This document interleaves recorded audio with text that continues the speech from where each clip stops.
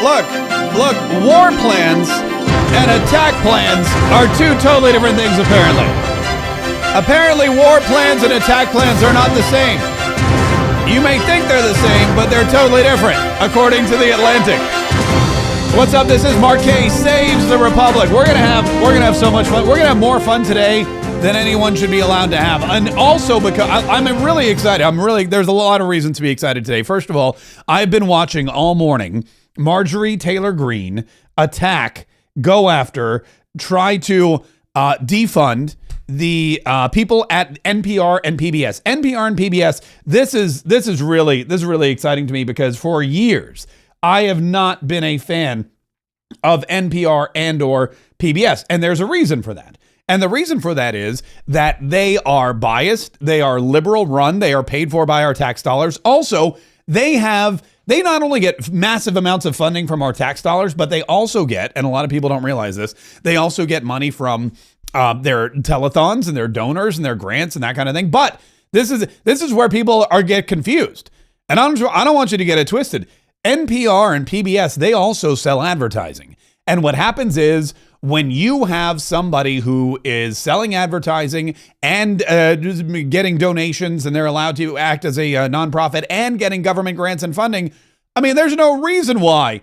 There's no reason why they should be complaining about not having money. And then, of course, there's no reason why they should be there's no reason why they should be biased at all, but there is, and it's that it's run by liberals, left-wing lunatic liberals. That's who's running these. Anyway, we'll get to all that here in just a minute because it's very exciting. We have a lot of really exciting stuff to talk about. And Marjorie Taylor Greene, who is kind of my spirit animal, she's been running these Doge hearings. It's the Doge hearing on what's been going on with PBS and NPR, and we'll get to all that first. There is also and I'll be honest with you, I don't understand the whole thought process at The Atlantic. So the folks at The Atlantic, they came across these war plans, or what so-called war plans, that they thought were so detrimental to the United States of America. They thought that they were so embarrassing that the Donald Trump administration would allow these war plans to get out. They were like, you know what, we can't, this is national security stuff. This is really bad for national security. This is stuff that is going to put the United States of America in the crosshairs. This is something that could be, that could affect our national security. This could be detrimental to American citizens, both here and abroad. And so you know what happens? They decided, well, since we accidentally were put on a text thread about these war plans, you know what we should probably do? We should probably publish all of them. And so that's exactly what they did, which I'm not really sure. I'm not really sure how they thought that was going to make everything better. I'm not really sure how they thought that was going to put them in the good graces of the American public. But this Signalgate thing, it's gone on way too long. And we've got a lot of people who are working diligently in the Trump administration, including President Donald Trump himself, to put an end to it. And we're going to put an end to it. Also, I'm going to prove to you once again how these leaks and these lies that The Atlantic published are basically just that. They're leaks and they're lies by their own admission. So we have, like I said, lots of fun, lots to do, so little time to do it in. First of all, whatever you do before we move on any further, make sure you subscribe to this channel. Make sure you're subbed. Make sure that if you're watching online, if you're watching on Rumble or YouTube or any of those platforms, please make sure that you're following us because you never know. You never know. We're always at risk of disappearing from somewhere, and we want to make sure that you can always find us. So subscribe to this channel. If you're listening on the podcast page, best thing to do is tell the podcast platform that you're listening to, say, hey, I want this every single day. I want Mark Kaye Saves the Republic all the time. So please make sure you continue to deliver it to me whenever Mark Kaye publishes stuff, which is like, again, all the time. Morning, noon, and night. I'm sitting here ready, willing, and able. I'm ready to go, and I am ready to explain to you what's going on in the world, who's trying to attack you, and most importantly, how you can protect yourself. Before we get to that, though, I do want to share a couple things. First of all, this morning I woke up bright and early. I mean, I wake up bright and early every day, but exceptionally early today because I was beckoned by my good friends at Newsmax TV once again. They said, please, Mark, could you please come on the Newsmax television show in the morning and talk to us a little bit about what's been going on with Jasmine Crockett and President Donald Trump and these executive orders that he signed yesterday saying, hey, we're going to protect elections and election integrity, all that stuff. And I said, you know what? I could probably I could probably do that for sure, no problem. So I set my alarm early and I put on a shirt and pants. You know, a lot of people when they do this kind of thing, a lot of folks when they work from home, you know, Kevin O'Leary is famous for this, but when they work from home and they do these TV hits, they don't wear pants. Peter Jennings was also notorious for never wearing pants. And you would see him. He was wearing like his boxer shorts, a shirt, a tie, and a coat, and he'd sit behind the desk. And I don't know, it's a weird, he was Canadian too. So I'm not like that though. I like to wear pants. I'm wearing pants right now. I typically don't ever, because you know what happens sometimes if I'm on camera, and if you're listening to the podcast, I could be buck naked. Doesn't matter. But if you're listening to the podcast, you know, like I said, it doesn't matter what I'm wearing, but every now and then I may have to jump up, or I may swivel, or sometimes I lean over to get something. And I don't want you to see, you know, my Christmas boxer shorts or anything like that. Which, by the way, I have a question about Christmas boxer shorts that came up the other day. And if there's time, maybe we'll get into that. But anyway, so they want to talk about Jasmine Crockett and what happened with Jasmine Crockett yesterday. And you may remember that Jasmine Crockett made a disparaging remark about Governor Greg Abbott from Texas when she called him Governor Hot Wheels. She called him Governor Hot Wheels because he's in a wheelchair, because he got hit by a tree. He's paralyzed from the waist down, and now he rolls around in a wheelchair. But still one of the most effective people we have in American politics. One of the most effective governors of Texas for sure. Not just now, but in history probably. And Jasmine Crockett doesn't like him because she's a Democrat and he's a Republican and she doesn't do anything and he does a lot.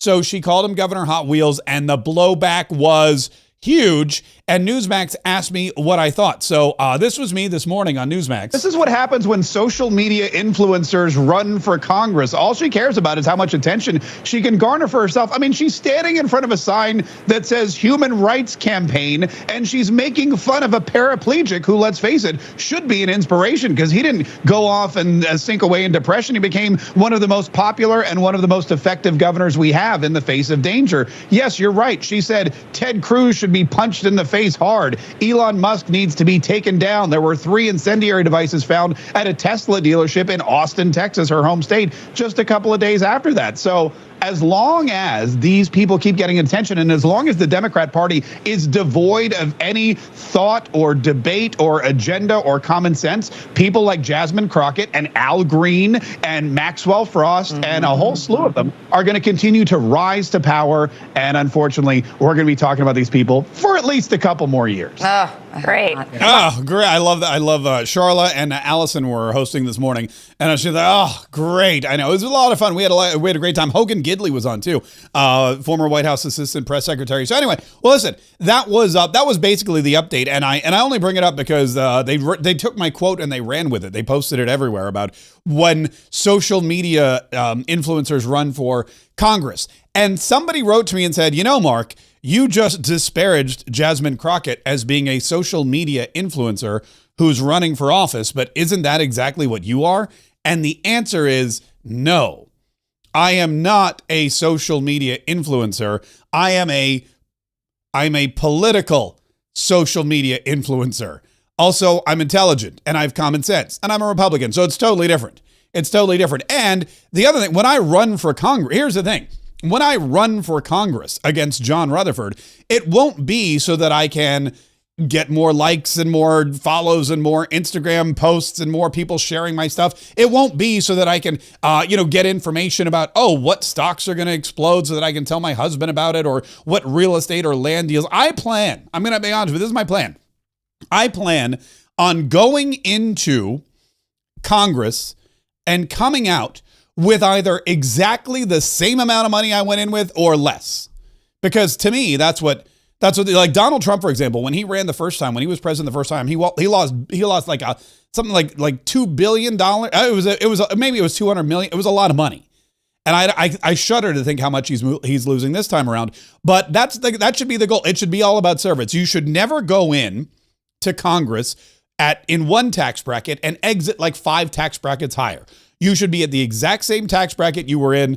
And okay, fine. I get it. Like sometimes people are like, hey, would you write a book about what's going on in Congress? And that's actually not a bad deal, because a lot of these books can be helpful in explaining things. Not the Democrats' books, but they can be helpful in explaining things. But you don't want to make sure you're just not going in there to trade stocks, insider deals, to get payback and kickbacks from all of these special interest groups, PAC money, there's so much bad stuff going on in Congress, and we need to avoid all of that. So my goal is the day that I leave Congress to be exactly even or more broke than I am right now. And that's something that I think I can do it. I mean, I'm pretty sure. I don't think it's hard. I don't think it's, you know what? It probably is, though, because so many of these Congress people, you got your Dan Crenshaws and your John Rutherfords and everyone else, they go in there and they become filthy rich. Maybe it's harder to not make money as a congressman. I don't know, but I will bring you a full report every single day that I'm there. The other thing that's interesting about Jasmine Crockett is Jasmine Crockett has walked around now for weeks, and she has threatened pretty much everybody and their mother. She threatened Elon Musk and said, for my birthday, all I want is for Elon Musk to be taken down. She threatened Ted Cruz and said Ted Cruz needs to be hit in the head hard, but like really hard, like hit him in the head hard. She's threatened, who else? She threatened Greg Abbott, sort of, by calling him Governor Hot Wheels. And she's just been an all-around unpleasant person. Well, after making all of these threats of physical violence against other people, guess what? Jasmine Crockett is worried about her own personal protection. She was seen wandering around the Capitol building yesterday with Capitol police officers keeping her safe. Hey, Congresswoman, do you regret your earlier comments you made about Governor Greg Abbott? Also, by the way, this cop that she got, first of all, not only does he look like he's 12 years old, but he shoots a glare at this reporter.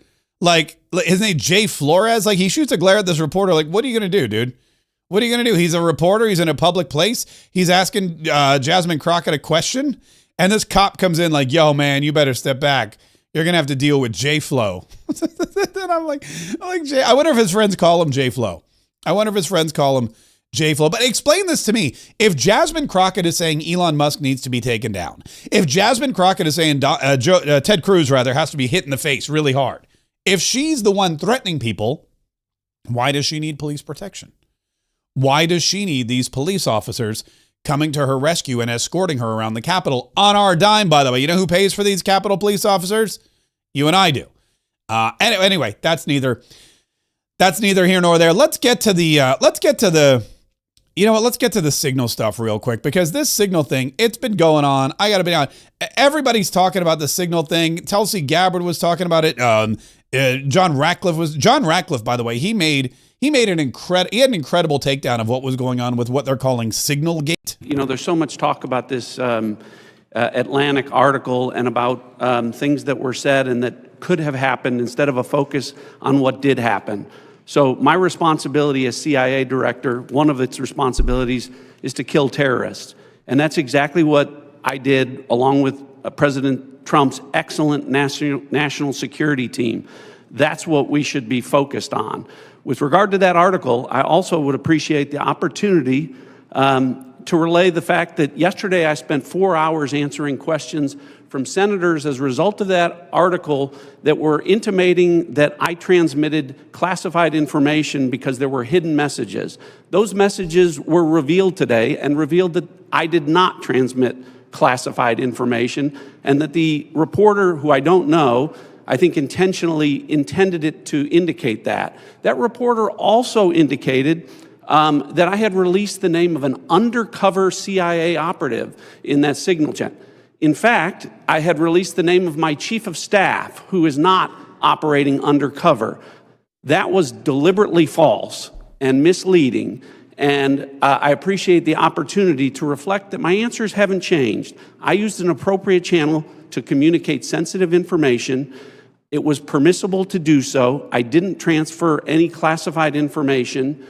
And at the end of the day, what is most important is that the mission was a remarkable success, is what everyone should be focused on here, because that's what did happen, not what possibly could have happened. That's John Ratcliffe, the director of the CIA, appointed by President Donald Trump. That's a good dude right there, and he's right on so many counts. There's so many things he just said that are absolutely 100% amazingly true, and that we should be taking into account. And the first one is, of course, that it was an approved channel. Second thing is, he did not use the names of any undercover CIA operatives. Third thing is, there was nothing classified in any of those messages. And the third thing is, operational success was 100%.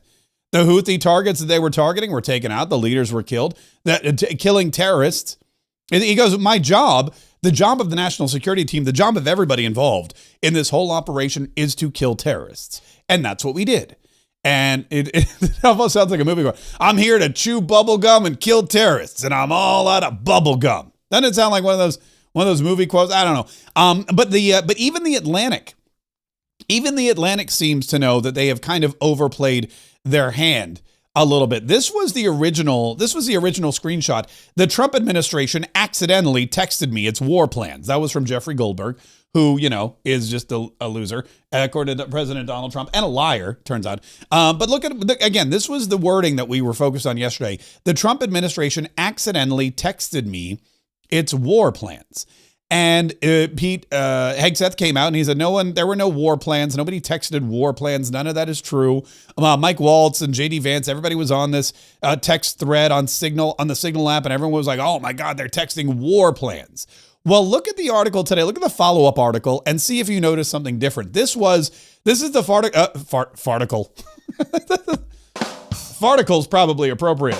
This is the farticle that the Atlantic released today. And in this farticle, that stands for follow-up article. It should really stand for false article, or article that stinks like BS. The Atlantic farticle reads, that's going to be my new thing. What serendipity, huh?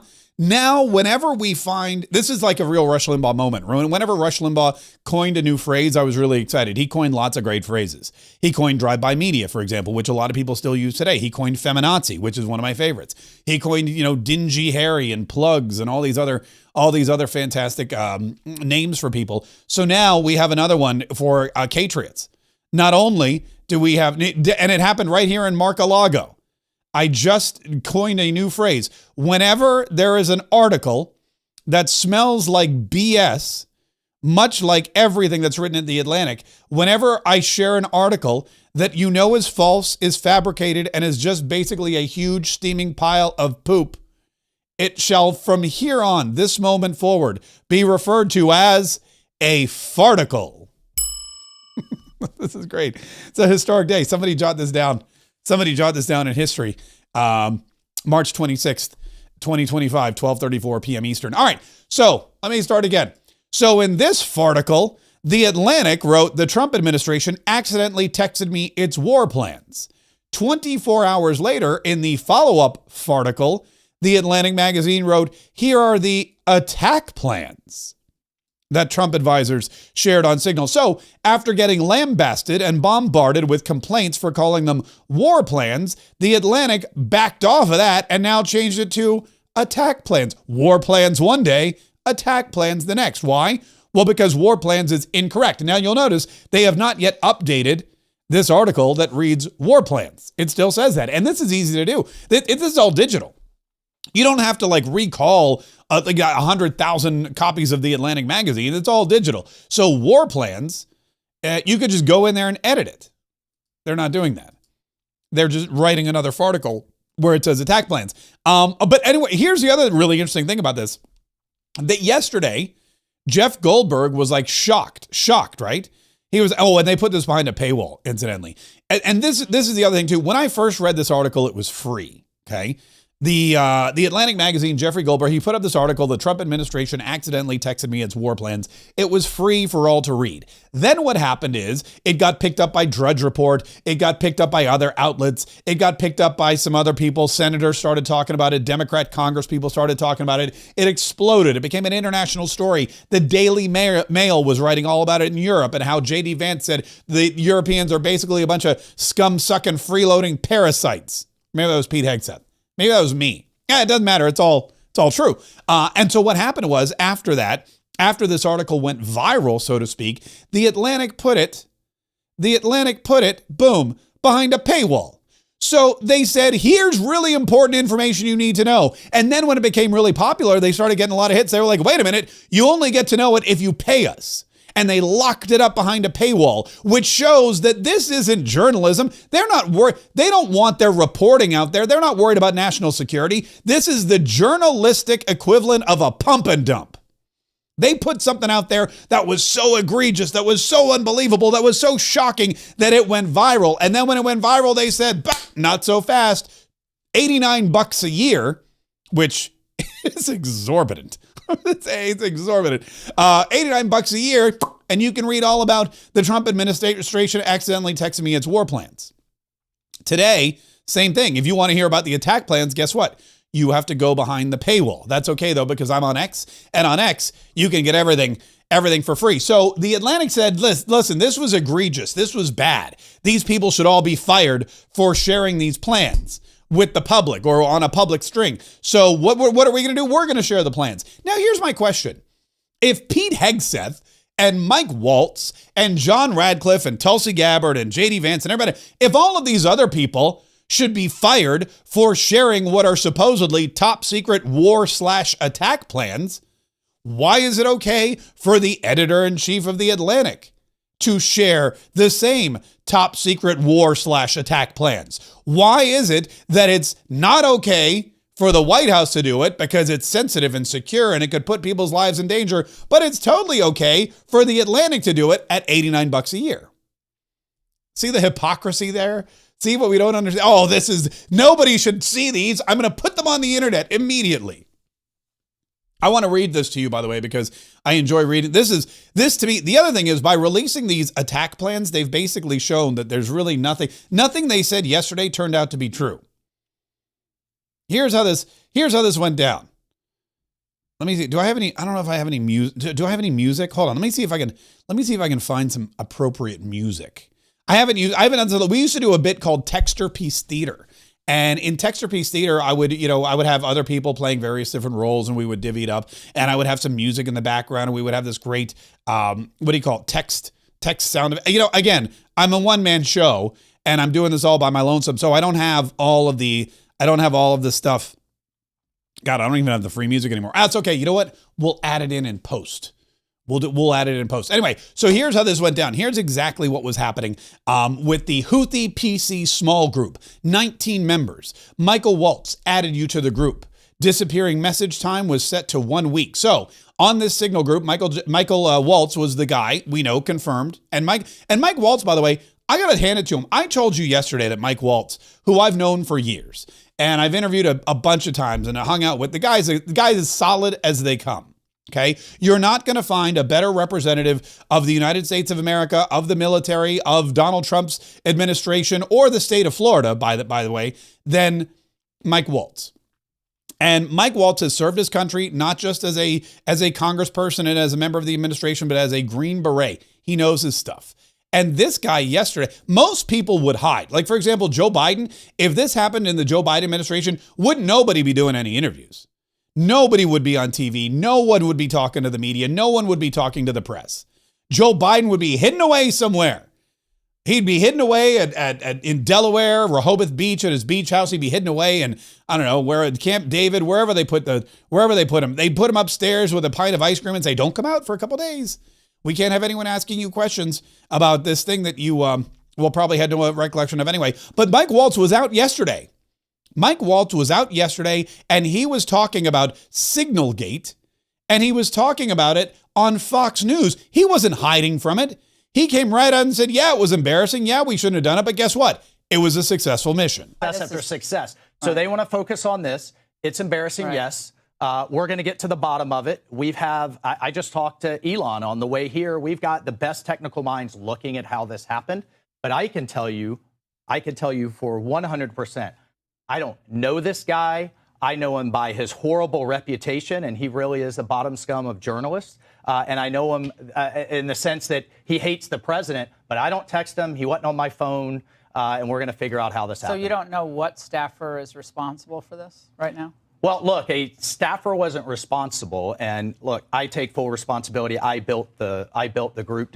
My job is to make sure everything's coordinated. But how did the number? I mean, I don't mean to be pedantic here, but how did the number? Have you ever had somebody's contact that shows their name, and then you have somebody else's number there? I never make those mistakes. Right? You got somebody else's number on someone else's contact. So of course I didn't see this loser in the group. It looked like someone else. Now whether he did it deliberately or it happened in some other technical mean is something we're trying to figure out. So, by the way, I'm calling foul on the use of the word pedantic. Come on, Laura Ingraham. Lowest we got a fifth grade reading level that we're trying to get. That's the number one rule of journalism. Always no words that a fifth grader wouldn't understand. But anyway, but she's like, look, I don't mean to be pedantic, but how does this happen? And which staffer? Do you know who it was? And Mike Waltz, look, was it his staffer? Probably. But Mike Waltz is too classy a guy to throw one of his own under the bus because that's what leaders do. Mike Waltz, and again, this comes from military leadership. This is the kind of thing you learn as a Green Beret. It doesn't matter what the lowest ranked member of your squad or your battalion does. It's the commanding officer who takes the blame. Whoever's in charge is the one in charge. And if you have a low level or if you have an underling do something stupid or dumb or egregious or embarrassing, doesn't matter. You were in charge of that person. You take the blame. And Mike Waltz knows that. So he's not going to throw anyone under the bus, just like Donald Trump didn't throw him under the bus. Goldberg's bad news. It's the Atlantic. It's failing. It's probably going to be out of business soon. And it's a terrible magazine. They made up all sorts of stories about me with standing over the grave of soldiers. There's nobody that treats the military better than me, and they treat me well too. They showed that in the election. But they write stories. It's such a disgrace. And there are plenty of others also. But Goldberg's a loser. His magazine's a big loser. And what it was, we believe, is somebody that was on the line with permission, somebody that was with Mike Waltz, worked for Mike Waltz at a lower level, had I guess Goldberg's number or called through the app, and somehow this guy ended up on the call. Now, it wasn't classified, as I understand it. There was no classified information. There was no problem, and the attack was a tremendous success. So I can only go by what I've been told. I wasn't involved in it, but I was told by, and the other people weren't involved at all. But I feel very comfortable, actually. Yeah, so Donald Trump feels comfortable and Mike Waltz feels comfortable. And Donald Trump said it was a low-level staffer. And Mike Waltz said, you know what, I'm going to take the blame for all of this. But I want to read you these text messages that were released. By the Atlantic now has released the entire text string. But again, because it's so sensitive. It's so sensitive and top secret that we're going to let everybody read it. But I'll do my best to differentiate between the voices. But here's the long and the short of this. After I read this, you're probably going to like Donald Trump's national security team even more. I know I did. By the way, after I read this, I'm all in for J.D. Vance in 2028. I don't know. I don't care who runs. If George Washington returns from the grave, if Abraham Lincoln is reincarnated, if Ronald Reagan somehow becomes resurrected and goes, well, I'm back for another one, I'll be like, sorry, Ronnie, you term limited out. It's J.D.'s turn. Because J.D. Vance has the knowledge, the understanding, the intelligence, and the temperament to be a fantastic president of the United States. And I believe that under 4 years of Donald Trump, he will be the next great American president. But I digress. Let's get to the messages here. Here we go. Houthi PC small group. Michael Waltz added you to the group. Disappearing messages. Time set was 1 week. Michael Waltz, team, establishing a principals group for coordination on Houthis, particularly for over the next 72 hours. My deputy, Alex Wong, is pulling together a tiger team at Deputies Agency Chief of Staff level, following up from the meeting in the sit room this morning for action items, and we'll be sending that out later this evening. Please provide the best staff POC from your team for us to coordinate with over the next couple of days and over the weekend. Thanks. And then it's just a long list of like Marco Rubio going, Mike Needham for state, and J.D. Vance going, Andy Baker for VP, and TG, which I believe is Tulsi Gabbard, going, Joe Kent for DNI. Scott B., which is Scott Bessent, Dan Katz for Treasury. Because that's how Scott Bessent talks to you. He's very uppity. Well, Dan Katz for Treasury. Pete Hegseth, Dan Caldwell for DOD. Yeah. because that's how Pete Hegseth. And you don't need, that's just a long list of names. Here we go. Joe Kent. There is nothing time sensitive driving the timeline. We'll have the exact same. Oh, wait. This is all out of order. Oh, no. Wait. Why is it out of order? Hang on. Here we go. Here we go. Mike Waltz. Team. You should have a statement of conclusions with taskings per the president's guidance this morning in your high side inboxes. State and DOD, we developed suggested notification lists for regional allies and partners. Joint staff is sending this AM a more specific sequence of events in the coming days, and we will work with DOD to ensure COS, OVP, and POTUS are briefed. I want to start talking like military with these, acronyms, DOD, COS, OVP, POTUS. Anyway, then J.D. Vance responds. Vice President J.D. Vance. Team, I am out for the day doing an economic event in Michigan, but I think we are making a mistake. 3% of U.S. trade runs through the Suez. 40% of European trade does. There's a real risk that the public doesn't understand this or why it's necessary. The strongest reason to do this is, as POTUS said, to send a message, but I'm not sure the president is aware how inconsistent this is with his message on Europe right now. There's a further risk that we see a moderate to severe spike in oil prices. I am willing to support the consensus of the team and keep these concerns to myself, but there is a strong argument for delaying this a month, doing the messaging work on why this matters, seeing where the economy is, etc. There was a response from Joe Kent. There is nothing time-sensitive driving this timeline. We'll have the exact same options in a month. The Israelis will likely take strikes and therefore ask us for more support to replenish whatever they use against the Houthis, but that's a minor factor. I will send you the unclassed data we pulled on BAM shipping.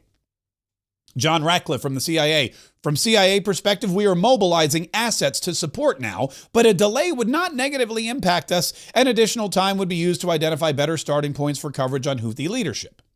Pete Hegseth. Veep.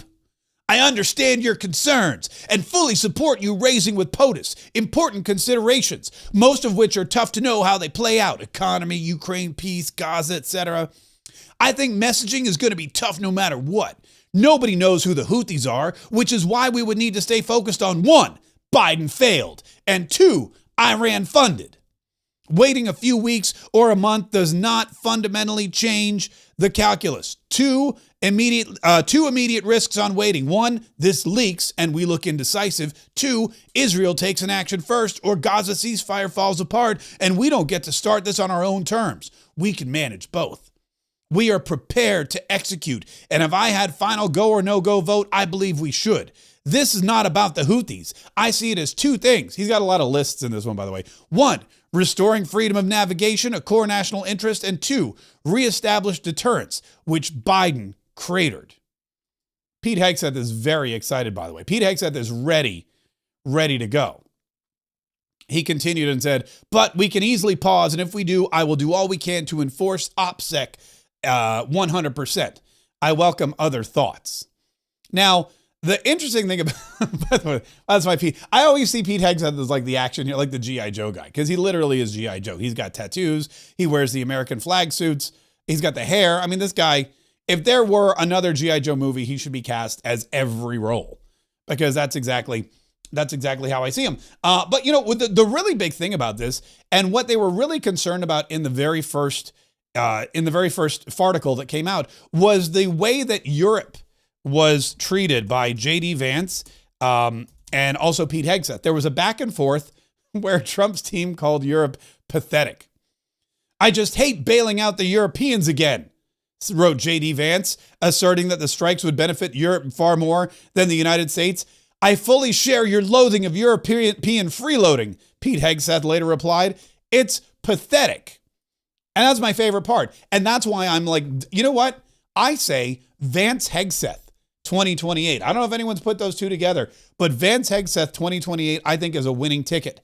And all you do is you use this text thread as some of their slogans. Like Vance Hegseth 2028. We share your loathing of European freeloading.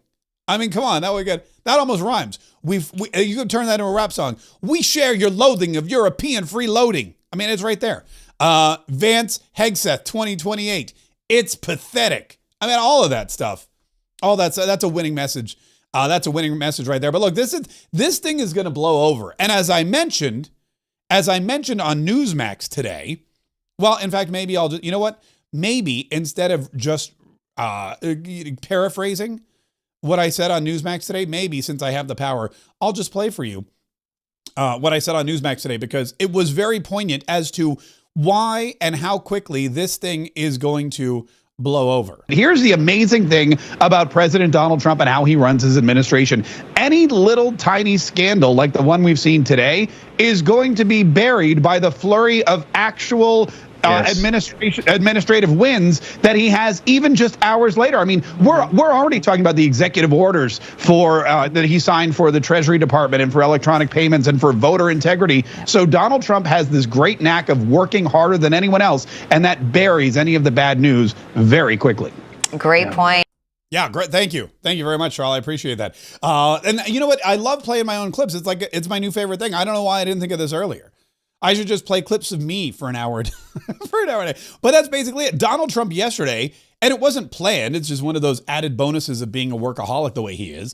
By the time people were still trying to piece together this Signalgate story, Donald Trump had already done more amazing things. Like, protect election integrity with one of the most thorough election integrity executive orders that has ever been created. Lastly, sir, we have an executive order for your attention on the very important subject of election integrity. We believe that this executive order is the farthest reaching executive action taken in the history of the Republic to secure our elections. Among numerous other aspects of this executive order, this is going to cut down on illegal immigrants on the voter rolls, ensure that the Department of Homeland Security and the data that they have available is being fully weaponized to ensure that illegal immigrants aren't voting. This will include a citizenship question on the federal voting form for the first time. This executive order instructs the EAC to cut federal funding to states that don't take reasonable steps to secure their election. This calls on the Department of Justice to vigorously prosecute election crimes, particularly in states that we don't believe are in compliance with federal law around election integrity. I could go on and on for a while, sir, but compliance with National Election Day rules, cracking down and investigating and prosecuting foreign interference in our elections, revoking President Biden's Executive Order 14019, which essentially weaponized government to corrupt and pollute our election process. There's a lot in here, but we believe that these are very important steps that we need to be taking as an administration at your direction to ensure that our elections are as secure as they possibly can. All right, so like I said, a lot to unpack there. It's one. I mean, you should listen to that. It's like over and over and over and over again. Here's everything we're doing. We're making sure that Election Day is the final day of voting. We're making sure that paper ballots are secured. We're making sure that that you have to qualify yourself as a citizen rather before you can vote in any election. Oh yeah, we're also going to withdraw and withhold federal funding from states that don't comply with this executive order, which is always, to me, that's the most important part. Yes, you can say we need election integrity. Yes, you can say only citizens should be voting, all that stuff. But when you say we are going to withhold federal funding from any state that doesn't comply, that's when you get compliance. Just look at what happened in Maine with the transgender athletes. No more men and women's sports. Maine said, oh yeah, watch us. And then Donald Trump said, we're revoking all of your funding. And now Maine's all like, whoa. Calm down. Let's come to the table. Let's talk about this. And let's see what's going on. So that really sucked all the air out of the room and became the big news story of the day right after Signalgate broke. And Donald Trump, he didn't do it on purpose. He did it because it was the right thing to do. He did it because it was a campaign promise. He did it to save the United States of America. But also what happened when he did it was it sucked all the air out of that story. And then he signed another executive order modernizing the Treasury Department. And then he did another amazing thing. And then he was on with Greg Kelly from Newsmax, and he was asked about Ashley Babbitt. And you know what he said? He said, you know what? I haven't even looked at the Ashley Babbitt thing, but I probably should. And he promised Greg Kelly from Greg Kelly Reports on Newsmax TV that he was going to investigate the murder of Ashley Babbitt. I'm a big fan of Ashley Babbitt, okay? And Ashley Babbitt was a really good person who was a big MAGA fan, Trump fan, and she was innocently standing there. They even say trying to sort of hold back the crowd. And a man did something to her that was unthinkable when he shot her. And I think it's a disgrace. I'm going to look into that. I did not know that, no. And the officer who shot her, Michael Byrd, is still on duty. They gave him a raise, and they gave him a medal, and I believe a promotion. I think it's a disgrace. He's a federal employee. Would you or could you do something about I'm going to that? take a look at it. I'm going to look at that, too. His reputation was, I won't even say, let's find out about his reputation, okay? We're going to find out. But I watched that, and I saw that. And by the way, she was killed, but nobody else was killed. And, you know, the people that went down there, they had no guns. They didn't have guns. There was something to do with the FBI. There was something to do with Antifa and others, and it wasn't mentioned. Look at that. Donald Trump saying we got to talk about this police officer who shot Ashley Babbitt in the Capitol, unarmed woman, veteran of the Air Force, who was protesting on January 6th. We got to look into the FBI's involvement. We got to look into Antifa. There's a lot to look into. Donald Trump is not slowing down. He's got his foot on the gas and he's going. And you know, kudos to Greg Kelly for letting him know, hey, you know what? Yeah, we should probably look into this. I didn't know the DOJ was still facing a lawsuit from the family. I didn't know there were still unanswered questions. We got to get answers for all of those people involved, and also about the FBI, and also about Antifa, and also about any other evil deed doers who were doing evil deeds on January 6th at the Capitol building. And as president of the United States, I pledge to do exactly that. Like I said, it's a very busy and exciting time in the White House, and there's always something incredible to report on, and that's why we're excited to be here reporting on it. And when I say we, I mean me, because again, I am an independent broadcaster, and any and all support that you give us is very much appreciated, whether it comes in the way of a Rumble rant, whether it comes in the way of a super chat. Any and all things that you can do to help support the show go right back into the show. We want to make sure that we can continue to do this every single day, Monday through Friday at least, and on the weekends and on special occasions, and travel to special events whenever they happen, and bring you the inside story. And that of course requires some assets that, you know, not like NPR. Holy cow. I'll be honest with you, when I found out that NPR and PBS, when I found out how much money they get to do what I basically do for almost nothing, I almost choked. Now I've long loathed NPR and PBS. Both of them are horrible organizations. We've known for a long time that they're left-leaning. We've known for a long time that they're only in it for the money. They're not nearly as poor as they pretend to be, and they beg their audience for money when they're already flush with cash from the federal government and advertisers. And I worked in private radio for a long time, which, by the way, the only thing worse than private radio these days is public radio. But I worked in private radio for a long time, and private radio succeeded because of advertising dollars. We had great content, especially the stations I was on. We had great content. We built up audiences. We did whatever we could to make sure that those audiences were entertained and they were listening as long as possible. And then we had advertising staff, and the advertising staff went out and they sold ads. And as a result, the radio station thrived. NPR, guess what?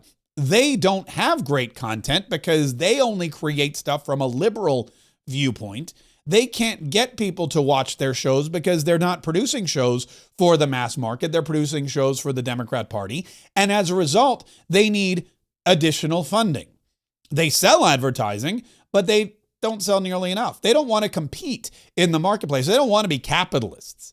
They want to be funded by the government, and so the government funds them. They're socialists. It's socialist public radio is what it is. It's PBS, the public broadcasting socialist system, or whatever it is. And it's been that way for a long time. Well, now that Doge is in the House, now that Marjorie Taylor Greene and the Doge caucus are pulling Catherine, Maher, and the other lady from PBS up to Capitol Hill to answer questions about who they are and what they do and why they're so biased and how come they need so much money. I mean, it is ridiculous. When I learned, in fact, I was watching, where was it? I was watching, James Comer was on Maria Bartiromo this morning. Listen to this. Listen to how much of your tax dollars is going to PBS and NPR. Would you be interested in defunding and taking away taxpayer dollars to NPR and PBS? Well, I would love to do that. I think it's very unfair. It's been very biased with the whole group. I mean, a whole group of them. And they spend more money than any other network of its type ever conceived. So the kind of money that's being wasted, and it's a very biased. There you go. President Trump slamming NPR and PBS yesterday, saying that he would love for DOJ to take away federal funding. The House Oversight's DOJ subcommittee holding a hearing today with the presidents of both of those networks. The hearing said to assess whether the American taxpayer should keep subsidizing those outlets. The Corporation for Public Broadcasting, which helps fund NPR and PBS, received more than $530 million in federal money last year, taxpayer dollars. More than $350 million of that money went to TV grants and programming. $90 million went to radio. Okay, let me pause it right. Let me pause it right there before I vomit, because holy cow, $535 million, million with an M, $535 million total taxpayer dollars went to fund public broadcasting. That includes PBS, TV programming, and also radio. Direct TV grants, $262 million. TV programming, $95 million. $95 million. Direct radio grants, $81 million. And the radio program fund $9 million. Now, look, I worked for PBS in New York for like a month, maybe two. I mean, I don't know where this money went, but it did not go to the programming. It did not go to the facilities. And I think this is all part of the grift. I think what PBS, because when I worked, it was in Long Island. It was WLII, I think it was. It was a PBS station in Long Island. I worked there right out of college for a couple of months. And they worked out of, get this, mobile homes that were kind of pieced together, trailers that they'd all stuck together, and they've welded. Actually, you could see the welds on the door, and you would have to walk through this maze to get to wherever you were going, and whenever they needed a new office or studio, they did that. They built a studio with a tin roof, and of course, in the winter, it was the dumbest thing ever. I don't know who designed this, but they had the big tower right above the studio with the metal roof. So when the tower would ice over and the sun would come out and the ice would melt, big chunks of ice would fall on the roof, and it would disturb everything. Anyway, I don't know where all the money went, because it did not go to the facilities. It did not go to the hygiene of the employees. They couldn't even afford soap or shampoo, or maybe they just didn't want soap or shampoo. So somebody was raking in all this cash. But as far as radio goes, I mean, $83 million to create the kind of programming that they created is excessive. Forget about it. With $81 million, do you know what kind of radio programming and live streaming I could come up with? Holy cow. I mean, I spend like $8 a day, and we come up with amazing stuff. And they've got $81 million. Right now is Kentucky Congressman and the chairman of the House Oversight Committee, James Comer. Mr. Chairman, good to see you. Thank you so much for being here. Good morning, Maria. Tell us what you want to get to the bottom of today in this hearing.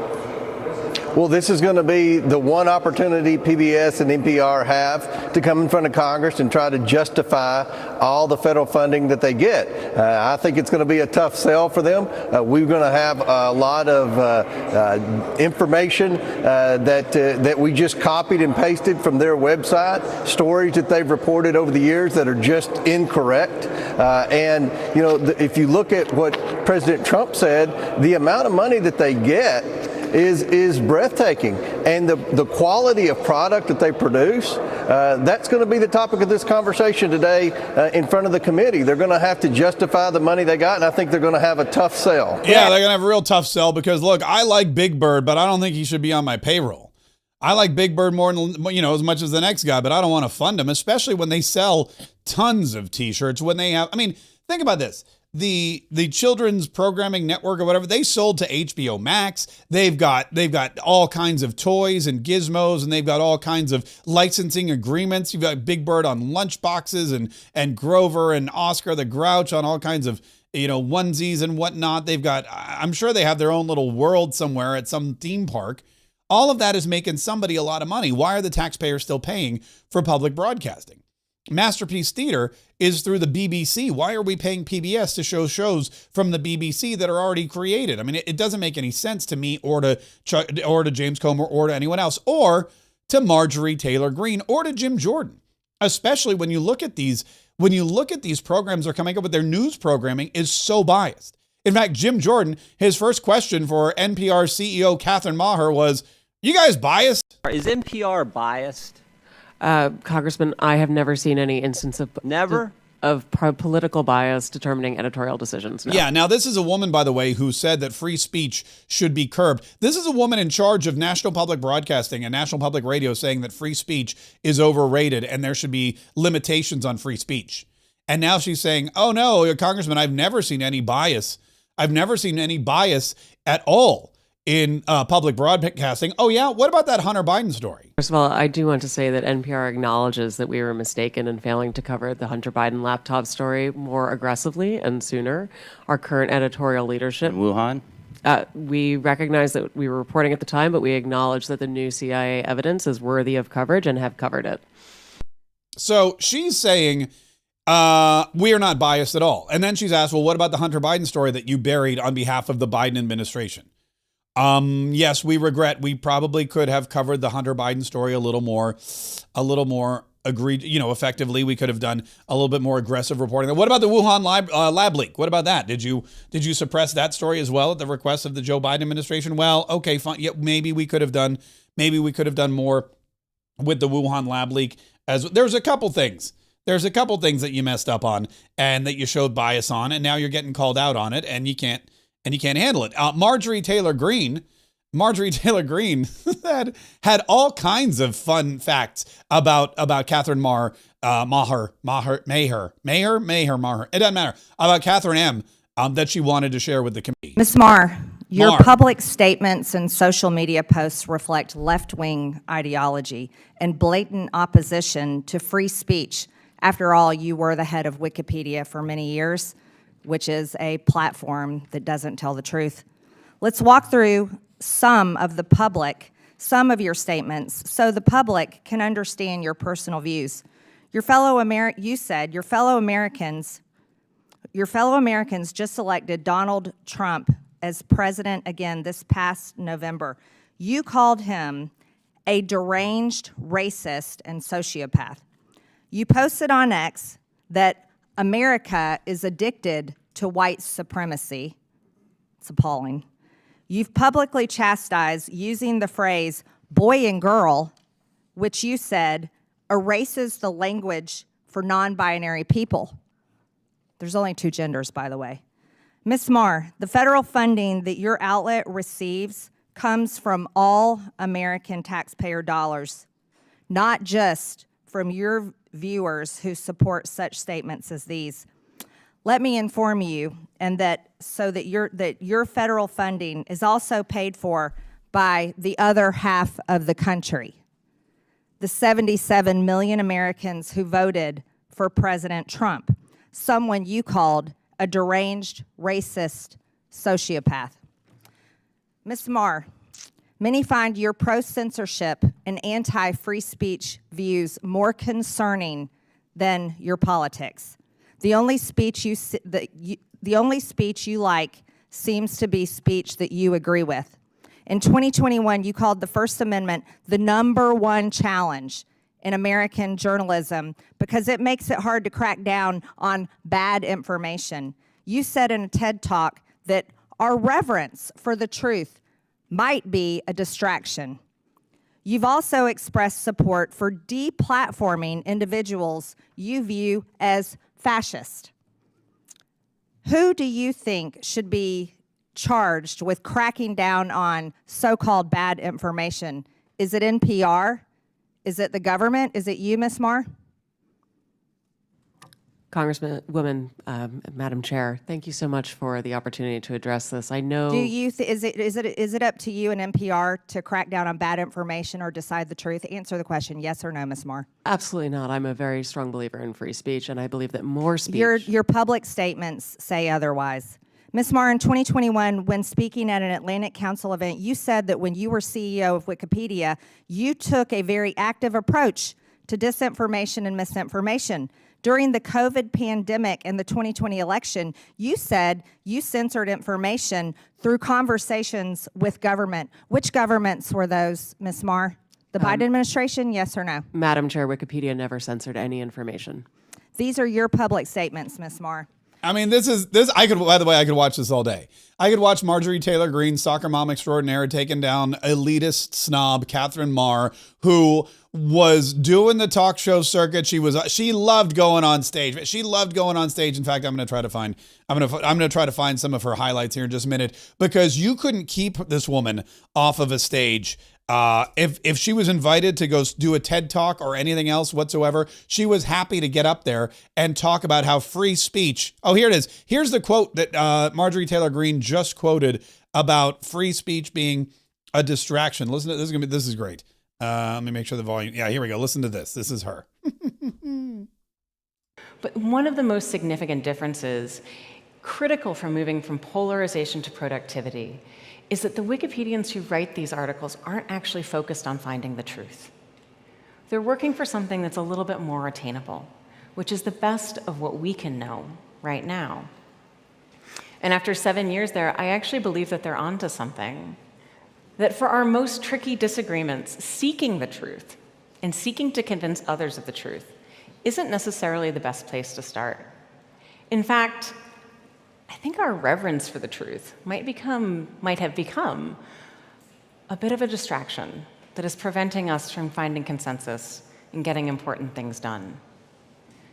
Okay, so there she is saying the truth, it doesn't matter. You know what matters? Consensus.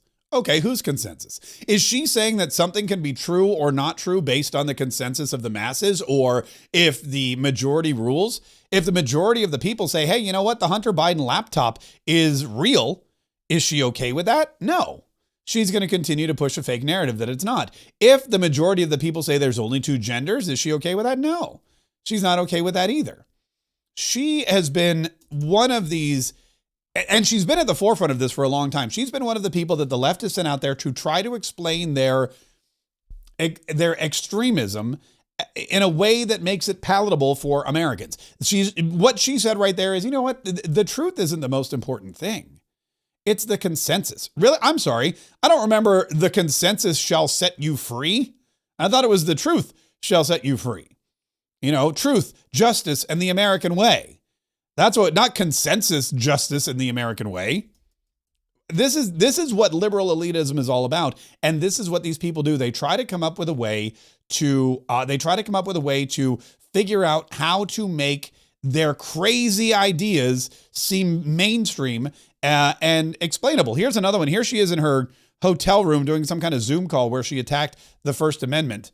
Again, this is the head of NPR. The number one challenge here that we see and is, of course, the First Amendment in the United States is a fairly robust protection of rights. And that is a protection of rights both for platforms, which I actually think is very important, that platforms have those rights to be able to regulate what kind of content they want on their sites. But it also means that it is a little bit tricky to really address some of the real challenges of where does bad information come from and sort of the influence peddlers who have made a real market economy around it. So basically, you've got the head of NPR there saying, look, you know what? This First Amendment is a real pain in my butt. The number one challenge here that we it's the number one challenge. And this is something we've seen from the left a lot. They hate the First Amendment. The First Amendment, the Constitution in and of itself is not a corner. We see it as a bedrock. They see it as a roadblock.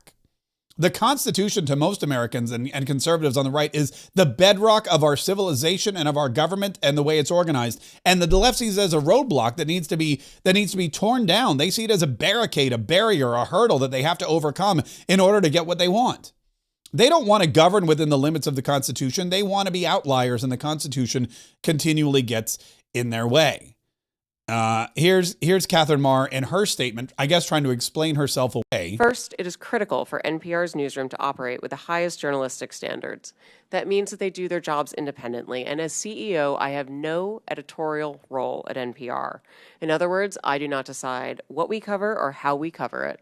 I lead NPR's strategy, ensuring we have resources and policies in place to serve all Americans, not just those with a specific point of view. By the way, that's a lie. That's a lie right there. She's saying as the CEO, my job was just to hire people and devise strategy. I had no editorial input whatsoever. That's a lie. If you're the CEO, you can hire and fire whoever you want. And they know that. So if your editorial content doesn't vibe with the editorial content that the CEO would like, guess who's not going to have a job when their contract is up?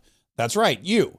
So the CEO's public statements, of which she's made many that are totally left-wing and lunatic, are going to, whether she consciously or subconsciously means it to, they are going to have some kind of an impact and some kind of an effect on the rest of the staff at NPR and the decisions they make about editorial content. I was brought into NPR to revive and reorient the organization and bring public media to a wider audience, a new generation, and new platforms. We have a responsibility to serve Americans across the full political spectrum in a trustworthy, nonpartisan fashion. It is essential that we deliver on this commitment, and we have work to do, and we are doing it. In May, we launched an initiative to improve our editorial review processes to make sure all pieces are fair and comprehensive. Yeah, and blah, blah, blah, bliggity, blah. Nobody really cares or believes you. So, at the end of the day, Donald Trump has already stated that he wants to defund NPR. He's already stated he wants to defund PBS. He's already stated that they're mouthpieces and they are like megaphones for the liberal left and their agenda. And the only way to stop that is to shut them down and to defund them. They're not necessary. There is so much broadcasting, and with the internet and with places like Rumble and YouTube and everywhere else where we are currently right now broadcasting, you don't need NPR. It's an unnecessary expense. And that's what Doge and Elon and Donald Trump and everybody else, Marjorie Taylor Greene, that's what they have been tasked with getting rid of. Unnecessary expenses. So you look at NPR, you look at PBS, you look at what they're doing, and you say, you know what? We don't need any more government-funded liberal propaganda. If they were such a vital organization, they wouldn't need your paycheck to survive. They'd be able to survive on their own. If people really looked at what NPR and PBS was putting out and said, I need that in my life, they would pay a monthly subscription like they do for Netflix. People don't need NPR. They don't need PBS. They need Netflix. They need to know what's going on with that adolescent who supposedly killed that girl in Scotland or England or wherever it was. They need to know what's going on with Severance and why they're running around this maze, where that may be HBO Max. It doesn't matter. Whatever, Hulu, it doesn't matter. These people have tapped into something. They create quality content that people like, and they capitalize on it. NPR and PBS create content for the left-wing lunatic branch of the United States of America government, and nobody wants to watch it. So then they go back to the government and say, if you want us to continue to push your propaganda, you got to write us some big fat checks. And they say, no problem. We'll just use the taxpayer dollars. It's a system that has failed and should fail and should be dismantled immediately, just like the USAID and just like Voice of America. What Kari Lake has done at Voice of America, it's coming. It's going to happen to PBS. It's going to happen to NPR. And I, for one, am very excited about it. Then we can go after private radio stations because they suck eggs too. Hey, speaking of privately funded, we are privately funded here on Mark Kaye Saves the Republic, and we appreciate a couple of people here. Well, I want to publicly identify them. In fact, if you would like to leave a super chat or a Rumble rant, we will shout you out right now and praise you to high heaven, because this is how we support this is the equivalent of you paying for Netflix.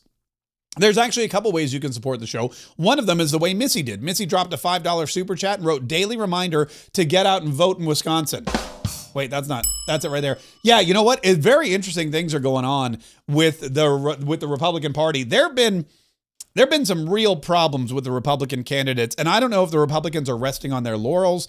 I don't know if they got really excited about what's happening with Donald Trump and the massive wins that we had at the national level, but there's still a lot of state races where we need good candidates, good voters, good canvassing. We need money. And the Republican Party is, I believe, falling short in a lot of those. In Wisconsin, that Supreme Court vote is super important.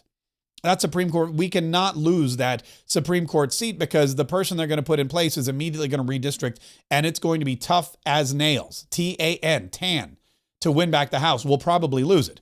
We may actually lose it sooner if what happens here in the 6th District of Florida is going to happen, because, well, we have other candidate issues there. In Pennsylvania, we lost a state seat. Scott Presler was just writing about it, going, look, Republicans did what they always do. They waited for voting. They waited for Election Day. And that's not how you win elections. We should have learned our lesson from the presidential election. You vote early. You cannot wait till Election Day to win an election. If you wait till Election Day, you're going to lose. Until Donald Trump's executive order is battled in court, until the states change all of their mandates and their rules, until we have a systemized, a national election day as a holiday, whatever is going to happen, you have to vote early. You cannot pretend that election day is election day. You've got to vote sooner because that's where these things are won and lost. Also, Jeff Tim sent us a super chat rather. Jeff Tim writes, "Run, Mark, run." Jeff Tim, thank you very much. I appreciate that very much, and I appreciate your support.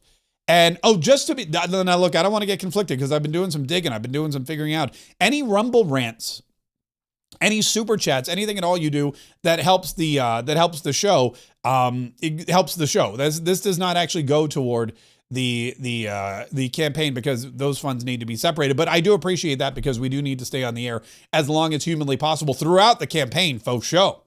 And campaigning and holding down a real job, that's going to be really tough, and we're going to need as much help as we can possibly get.